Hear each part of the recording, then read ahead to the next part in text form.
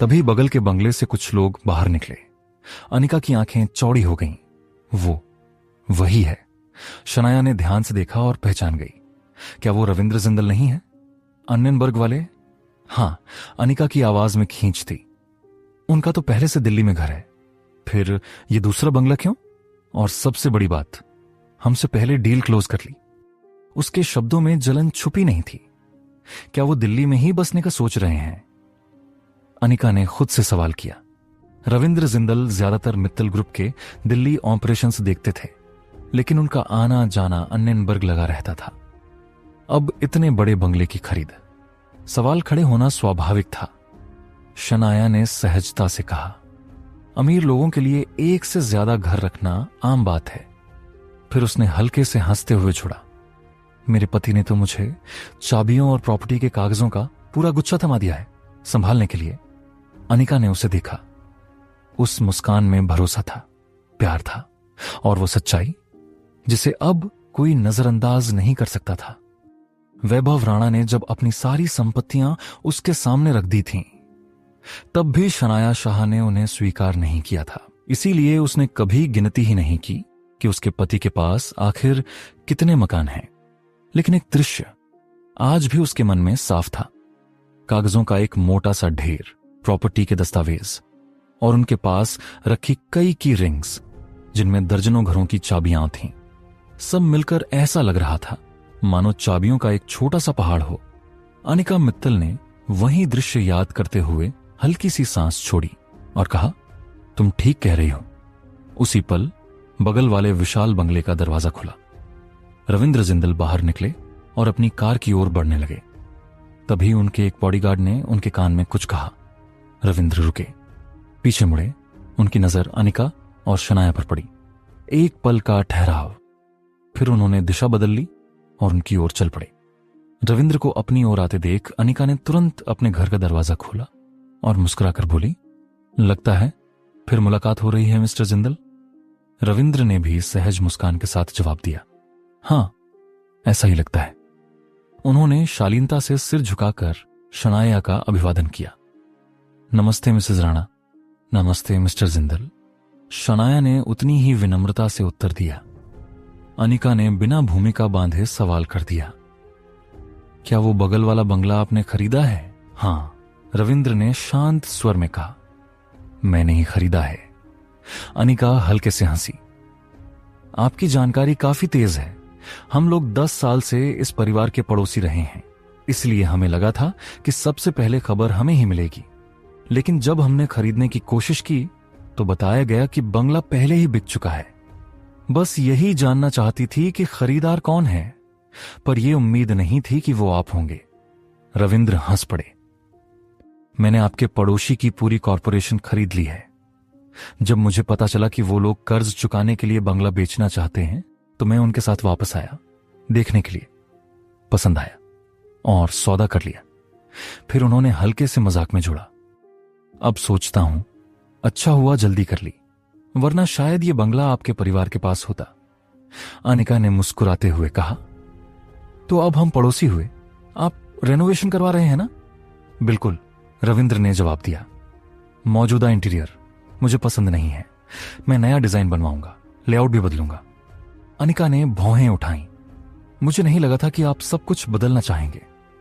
रविंद्र ने गंभीर लेकिन सहज स्वर में कहा, नया घर लिया है तो उसे अपने मन के मुताबिक बनाना कोई गलत बात नहीं है। उनकी नजर कुछ क्षणों के लिए अनिका पर ठहर गई।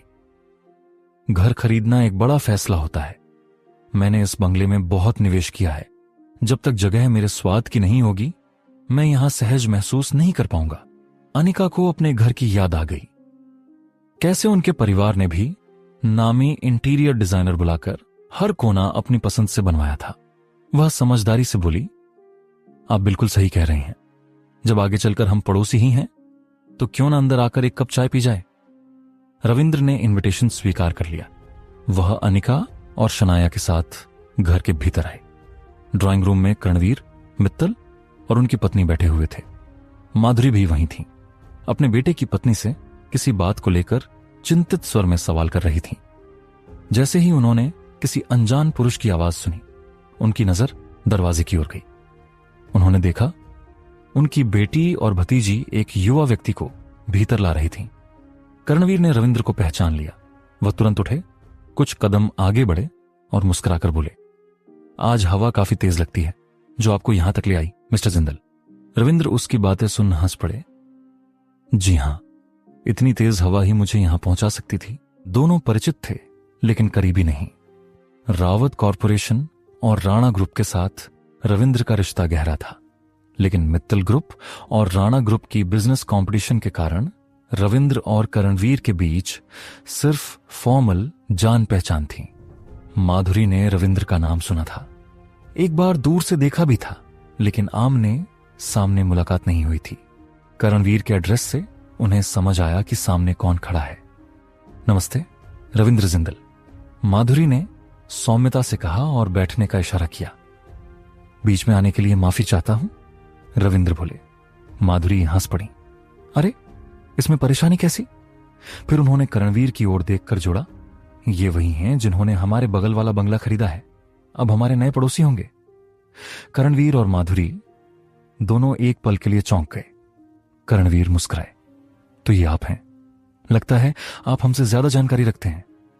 रविंद्र ने सीधा सा जवाब दिया, मैंने उनकी कंपनी खरीदी है। तभी सारी बात समझ में आ गई। इसीलिए रविंद्र मित्तल परिवार से पहले कदम उठा पाए थे। नौकरानी चाय और नाश्ता ले आई। रविंद्र ने शालीनता से चाय की चुस्की ली, लेकिन मिठाइयों को छुआ तक नहीं। शनाया ने यह नोटिस कर लिया। वह वैभव की तरह ही मीठा खाने के शौकीन नहीं थे। रविंद्र ज्यादा देर नहीं रुके। वह सिर्फ फॉर्मल इंट्रोडक्शन और पड़ोसियों से मिलने आए थे। उन्होंने डिनर का आमंत्रण विनम्रता से मना किया और उठ खड़े हुए। इस बार उन्हें बाहर तक छोड़ने की पहल अनिका ने खुद की। मां, करणवीर, आयशा ने सबसे पहले चुप्पी तोड़ी। अब तक वह बस सब कुछ ध्यान से सुन रही थी, देख रही थी। क्या आपको नहीं लगता कि अनिका और मिस्टर जिंदल एक दूसरे को पहले से जानते हैं? उसका सवाल हवा में ठहर गया। आयशा की नजर में उसकी ननद अनिका मित्तल हमेशा से ही गर्वीली और थोड़ी दूरी बनाए रखने वाली रही थी। बहुत कम पुरुष थे जो उसका ध्यान अपनी ओर खींच पाते। सालों तक अनिका का दिल और दिमाग सिर्फ एक ही नाम के इर्द गिर्द घूमता रहा था, वैभव राणा। उसे चाहने में उसने कभी कोई संकोच नहीं किया, कोई झिझक नहीं दिखाई। लेकिन आज आयशा ने पहली बार देखा था कि अनिका किसी और पुरुष से इतनी सहजता और अपनापन दिखा रही है। शनाया शाह ने भी बात आगे बढ़ाई। अनिका और रविंद्र जिंदल की कई बार मुलाकात हो चुकी है। उसने बताया था कि उनकी पहली मुलाकात सड़क पर हुई थी। अनिका ने अनजाने में उनका रास्ता रोक लिया था और उन्होंने शालीनता से साइड देकर उसे आगे बढ़ने दिया। माधुरी ने हल्की आवाज में जोड़ा, मिस्टर जिंदल वाकई एक असाधारण व्यक्ति हैं। उनके परिवार के पुरुष भी राणा परिवार की तरह ही प्रतिष्ठित हैं। बस फर्क इतना है कि वे बहुत दूर रहते हैं। कमरे में एक अजीब सी खामोशी छा गई। शनाया सोच में डूब गई। क्या अनिका और रविंद्र जिंदल के बीच कुछ पनप सकता है? फिर उसे याद आया, रविंद्र दिल्ली में नहीं बल्कि दूर मुंबई में रहते हैं और माधुरी की इकलौती बेटी होने के नाते अनिका शायद ही इतनी दूर जाकर बसना चाहे। शनाया ने मन ही मन उस विचार को वहीं छोड़ दिया।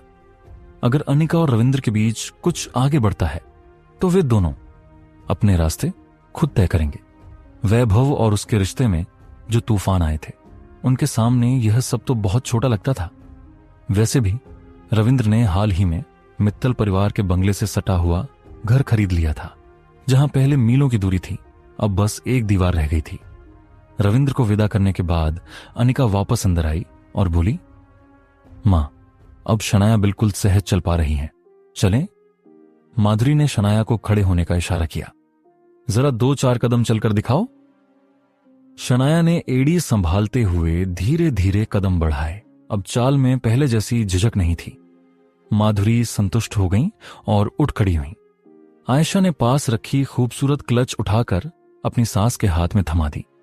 आयशा, घर का और अपना ध्यान रखना, माधुरी ने स्नेह और चिंता के मिले जुले स्वर में कहा।